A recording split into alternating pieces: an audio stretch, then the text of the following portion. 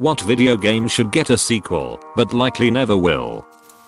Conker's Bad Fur Day. That game was a dicking. Castle Crashers. Not the same, but I hear there's an Alien Hominid 2 coming out. Legend of Dragoon. This game made me bawl my eyes out. The story was amazing, and I loved the characters so much. The combat had a fun, really unique mechanic for the time. And Lavitz. Open bracket. Damn it LAVITZ. Why? King Albert had big shoes to fill. I'm 31 and this game still stands as my all-time favorite. The story, the characters, the culture. My first true delve into unhealthy escapism. Oh, and that soundtrack? Amazing. I had a daydream that I could fly. What were the big weird anti-dragon machine things called? Virages? Those were creepy. Anyone remember that platinum-haired kid? What was his face again? Lloyd or something like that? Kirby Air Ride. I haven't seen anyone else say this yet, but man, let's get Kirby Air Ride 2 on the Switch with an upgraded city trial. I recently bought a second-hand Wii just so I could play Kirby Air Ride again, and it's just as much fun as I remember it being. Oh man, my brother still plays it with his friends on our Wii. It's always a blast to join them. Time Splitters. That series was amazing, and the multiplayer was ahead of its time. Particularly the map editor. I'd love to see what a modern day version would look like. I loved Time Splitters too. Crimson Skies. Alternate Earth 1930s steampunk with sky pirates, giant Nazi mechas and oak flying. Update for a new console. Give it a little more open world gameplay and some ground missions and bam. That's a winner. I always look for this on these types of questions. You may know this, but there are 2 versions/installments of Crimson Skies. One for PC, and one for Xbox. Also there's a board game and Sky Captain in the World of Tomorrow. So basically a movie as well. The open world of the Xbox version, which was canonically the sequel, I believe, was great, and there were some gameplay element like the turrets and some of the multiplayer modes that were pretty cool. The PC version though, it had crazy customization of planes and a great soundtrack and all sorts of crazy depth. You could play in first person with fully modeled cockpits. Completely changes the feel of the game. I found out about it a few years ago when I managed to get it to run on Windows 10. The graphics are kind of bad. Oddly enough, the cockpits are higher quality even, though they are an on-default option, and the world is confined to missions, but I'd say this is the better version overall. If the 2 games were combined right and the story/voice acting was the same slightly over the top, it'd be a killer game. Hell. For additional multiplayer, throw 100 planes in the air and make it a battle royale, but it'd have to have a story mode. It had just the right balance of arcade to realism and surprisingly deep lore. Stick to that and I'm happy. The PC was my first introduction, but I lost that years ago and have never been able to find another version. I still have my original Xbox and keep it pretty much for Crimson Skies and Halo. Set. Alien Isolation without a doubt. I'm on my 3rd playthrough since release, and it keeps impressing me how tight the game is. Gameplay, graphics, AI, and goddamn, is the atmosphere amazing. Playing it in VR is a recipe for nightmares. Unfortunately, it just broke even for Sega, so no chance for a sequel at this point, which Sega has stated outright. If I recall. Edit. I want a proper console/PC sequel, not a paltry mobile pseudo sequel. Not sure if this has been said, but the Mercenary series 2 was a great game, albeit a bit buggy, and is now dated. But 3 was relighted because Pandemic Studios was bought out and stripped by EA, I think. Close bracket. Jet Set Radio Future.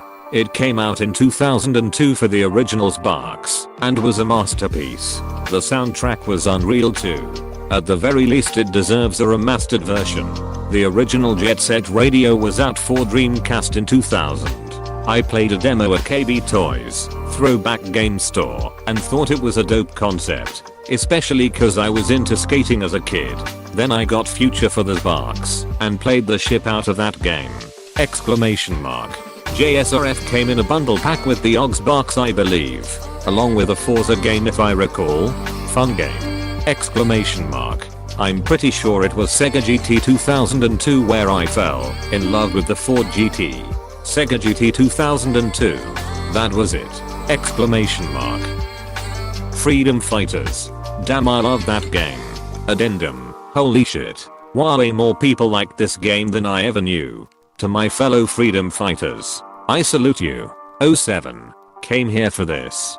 Going from one map to another.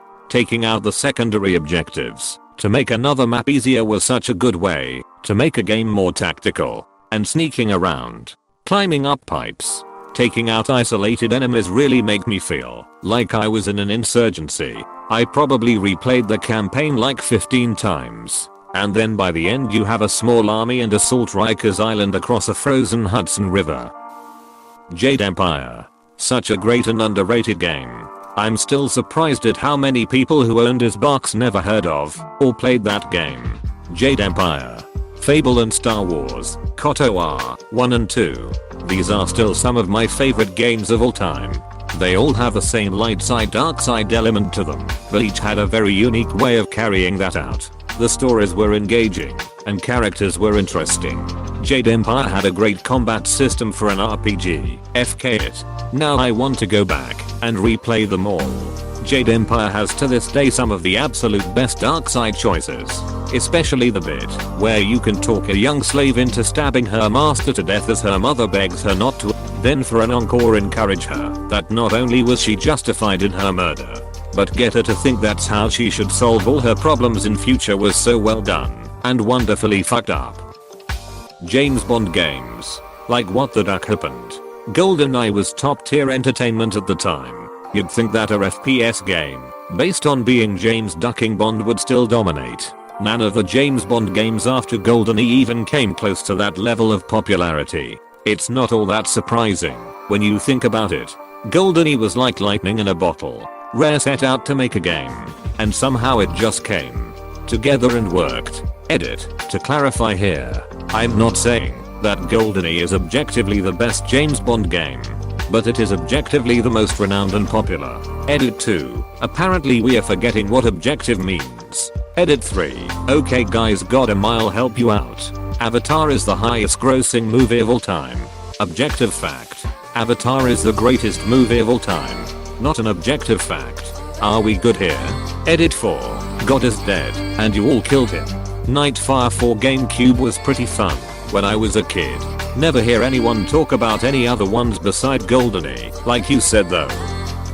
The Saboteur. Open world GTA style game set in Nazi occupied Paris, where you play as an Irish race car driver / ex-IRA soldier who goes around blowing up Nazi watchtowers and pro-Nazi radio towers. Oh. And your base of operations is in a secret room in the back of a titty bar, and there was a $2 DLC that made half the dancers topless. This would be my pick as well. So fun. And some of the crazy shit that would happen, and blowing ship UP, or the AI just ducking up like a Nazi plowing his own transport truck right over an SS officer.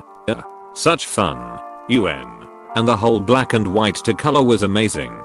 I remember a mission that ended up in a firefight on an upper deck of the Eiffel Tower and getting shot and almost dying, so I just leaped off and jumped into one of the pools beneath it. Then I climbed out, shot a few Nazis, and stole a tank. There's so many stories like that with this game. Was playing on the PS3, and one of the last missions had you go to a farm or something up north to rescue someone, if I remember right. Driving up the road, which I assumed was the proper course, froze the system. Had to restart. Happened again. Thought I'd try one more time. But nope. Still system wide freeze. So fourth time being the charm. I said duck it. Drove off road. Went around back. And caused all sorts of chaos. Don't think I was supposed to get the way I did. But it worked. Have to admit. The game looked better in black and white. And I guess red. Just so much more eerie. Best part of all though, just ducking killing Nazis, often with explosions. Exclamation mark. It had so many technical issues because it was pushed out the door as pandemic was closing things. They had said they would patch it, but the studio shut down before they could. EA released the topless DLC, but said patching the game wouldn't be worth it, so they left it broken. I remember on my system one of the racing missions was impossible to complete because I would be slowed down by the road sometimes not loading fast enough, and likewise, certain paths would occasionally cause the system to crash, requiring workarounds to get it to run properly, and I really loved it going from black and white to color, but I would have also liked an option to turn color off when you get to the end of the game and almost all of Paris is transformed. You just get to sit back and drive around town in that noir atmosphere. War of the Monsters. Most underrated K2 game ever. First PS2 game I ever owned because my dad saw me playing it at Toys R Us and bought it for me in anticipation of my buying the system. He thought it looked cool. A current gen War of the Monsters would be amazing. I really want Skate 4. SK410. I mean, that alone should be reason enough. After the first one, they could have just Scat 2E, A, Scat 3, SK410, 5Kate. What would I do with 5Kates? If the gods of game development are listening, I would really like a black and white 3, ideally with a sandbox mode. The Golden Sun series. The Golden Sun saga is one of the best RPGs ever made in my opinion. The first 2 games pushed the GBA to its limits and were absolutely fantastic. They made number 3 after 7 years of silence and the game was made to be more simple and the story wasn't as impactful as the original 2. But it was still a real good and addicting game. It ended on a cliffhanger and we have been sitting here for around 9 years with nothing. Edit. Wow. I would have never expected this to blow up. Be sure to check out r/goldensun if you are interested. The community is still active.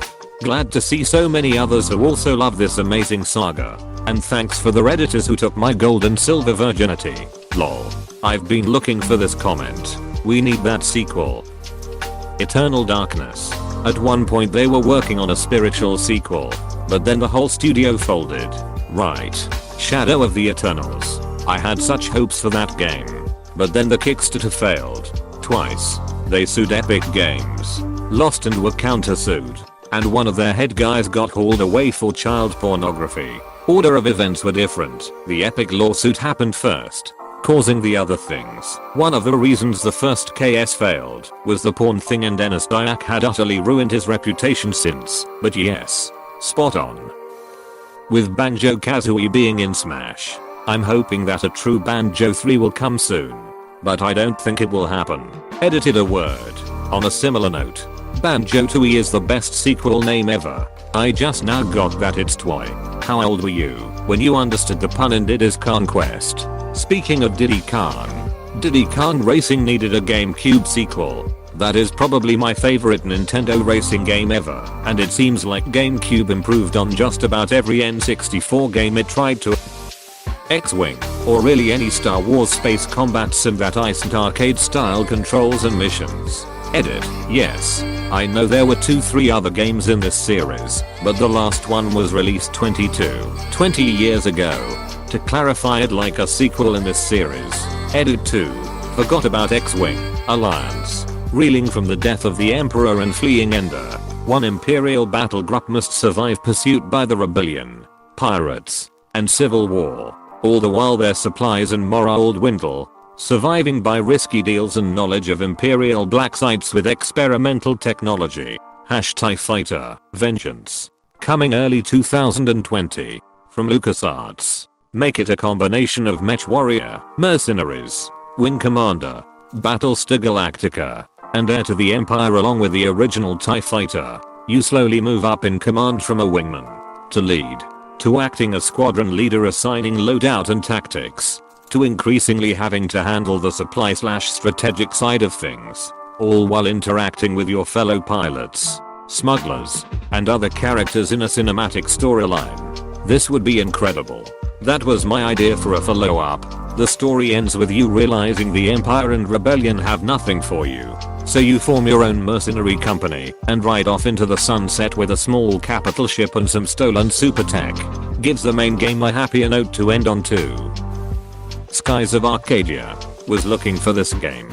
Glad someone posted it. A classic. Was surprised replaying it a few years ago, and the characters didn't have voice acting. In my head I can still hear them all, haha. Alan Wake deserves a real sequel, not the garbage that was released. Oh hell yeah. I loved Alan Wake. It was such a unique experience. Though I'm not sure what they would exactly do for a sequel. Bully. If I could get a sequel to anything, it's this. It blows my mind how no one else since has tapped into a sandbox style campus game. Close street thing you can get to this kind of experience is Persona. Weirdly enough, even then the two games are night and day. I recently played it again. Gamma Play still holds up great. I love that game. Imagine having that with the current sandbox capabilities we have. I play Bully SE at least once a year. It's by far my favorite game. Xenogears hurts my heart. My heart. For nearly 2 decades. Has a void where Xenogears 2 should be. That game was fucking badass. The combat system was cool. The world had a deep and intriguing history that was never fleshed out. And that soundtrack was incredible. Have you heard the soundtrack recorded on live instruments called Creed? Pokemon Snap. World been perfect for the Wii or Wii U. Considering the portability of the Switch, I'd also argue the Switch or the 3DS. They already have a camera game for the Labo cardboard stuff. There is no way they don't realize the potential. It is sitting there, taunting Nintendo. If you told me we are making a Pokemon Snap Labo game, I would actually buy a Labo game. They look fun and really cool, but I feel like it is just so much to get one game and set it all up, even though it is cardboard. La Noia. An LA Noia sequel set in the 70s or 80s is my wet dream. Chrono Trigger and Chrono Cross. They did time travel and alternate dimensions, but I'm sure they could found some other mind-warping reality. Plus both games had great and completely unique combat systems. As much as I would love this, I'm not sure the current SE has it in them anymore to live up to either of those games. Seops. Exclamation mark. Exclamation mark. Exclamation mark. Exclamation mark. I can't think of another game that gave you the freedom with telekinesis that game gave you. Using the same power to transport yourself by standing on platforms or otherwise dropping helpless goons off of a building. It was so much fun. I played the shit out of that training room too just to blow off steam. That wrecking ball that made a velcro / tearing paper sound when you flung into people as it literally tore them apart was satisfying as hell. Half-Life 2, Episode 2. How is this so far down? This is literally the classic example of a game that needs a sequel, but will never receive one. Perhaps we are old. Dude. New generations did not play HL and there are a lot of video games out there. HL3 will be lost in time. Like Tears in Rain. Bladderunner got a sequel 40 years later. I still have hope. The right game in the wrong time can make all the difference in the world. Pokemon Colosseum / XD, Gale of Darkness. If you ask me, these were the best 3D Pokemon games. And I feel as though more can be done with the region as the second game shows wild Pokemon returning. Hell yeah. They were extremely interesting setting wise. Like a region where there aren't really any wild Pokemon is crazy. And the Shadow Pokemon premise is pretty sweet as well. I think the only real mechanical improvement they could do is a sped up battle system as a double battle text is so slow and the animations are kind of slow as well. But yeah, good choice for a sequel / prequel. Like maybe played from Wes' perspective when he was a part of Team Snagem. Left 4 Dead 3. Final Fantasy Tactics. The Wolf Among Us. Damn you. Telltale. Edit. Gold and silver? Was not expecting that. Thank you random internet people. Which really sucks. I forgot that Telltale went under and The Wolf Among Us was just sitting in my backlog. I played through the whole thing wondering when the sequel might come out. The disappointment when I searched on the internet was way too real. You can read the graphic novels that Wolf Among Us is based on. Fables. Such a good series. Another good Tony Hawk game. Tony Hawk Underground 3 please. Dark Cloud 3 please. Ship was ahead of its time. Spore. Oh yes. Would love to play a good sequel to Spore. Portal 3. That has a better chance of coming out than most the games here. Valve can't count to 3. I agree. I'm still waiting on Left 4 Dead 3 or even Team Fortress 3. A new Twisted Metal. A new Spyro game that is true to the original trilogy. PLS thank you. I can keep replaying the 3 OGs over and over. I love them, man. I recently went through the Reignited trilogy and fell in love with Spyro for the first time since I was a kid. I remember playing a shitty 4th Spyro at my friend's house and hated it. GD Knight, GD Academy. Cameo. The Simpsons hit and run. I've scrolled down a fair bit. How has no one said this? Question mark. A sequel or a remaster would be brilliant. Mountain Blade. Scrolled all the way down to find this. Banana Lord when? Hulk. Ultimate Destruction. Brutal Legend. God yes please. But with Double Fine having been bought by Microsoft recently, thus providing them with big corporate funding for their future escapades, I think the chances of getting a Brutal to someday are higher than they've ever been. Tim Schafer has been on record saying he would love to make a sequel, but it may not be for a while after Psychonauts 2, since they want to do something new first instead of staying in sequel mode. Really my biggest dream for a sequel would be to have some sort of prog metal based faction with their leader, voiced by Devin Townsend. He would seriously make a perfect fit for any sort of villainous role in this game. Please like and subscribe if you enjoyed this video.